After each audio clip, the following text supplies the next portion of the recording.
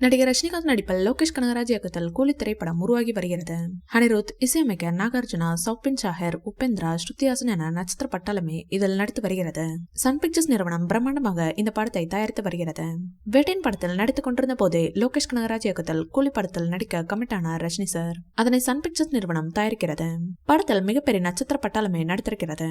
முக்கியமாக பாலிவுட் சூப்பர் ஸ்டார்களில் ஒருவரான அமீர் கான் இந்த படத்தில் முக்கியமான ரோலில் நடிக்கிறார். முதலில் அந்த ரோலுக்கு ஷாருக்கானிடம் பேச்சுவார்த்தை நடத்தியதாகவும் ஆனால் அதில் நடிக்க அவர் மறுத்துவிட்டார் என்றும் ஒரு தகவல் ஓடுவது குறிப்பிடத்தக்கது. கூலி படத்தில் மொத்தம் 4 பாடல்கள் தானாம்.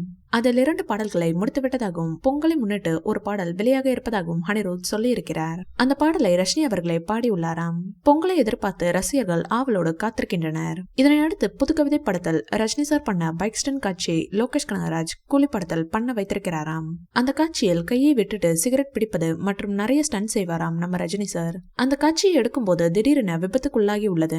உயிர் சேதம் எதுவும் இல்லையாம். ரஜினி சார் காலில் மற்றும் சிறிய அடிபட்டிருக்காம். இதன் படப்பிடிப்பை இன்று நிறுத்திவிட்டாராம் லோகேஷ் அவர்கள். புதுக்கவிதை படம் வெளிவந்து 42 வருடம் ஆகிவிட்டது. லோகேஷ் மறக்காமல் அந்த சீனை கூலி படத்தில் எடுத்துள்ளார். தியேட்டரில் இந்த காட்சியை ரசிகர்கள் கொண்டாட போறார்கள். படத்தின் ஷூட்டிங் விறுவிறுப்பாக நடந்து வருகிறது.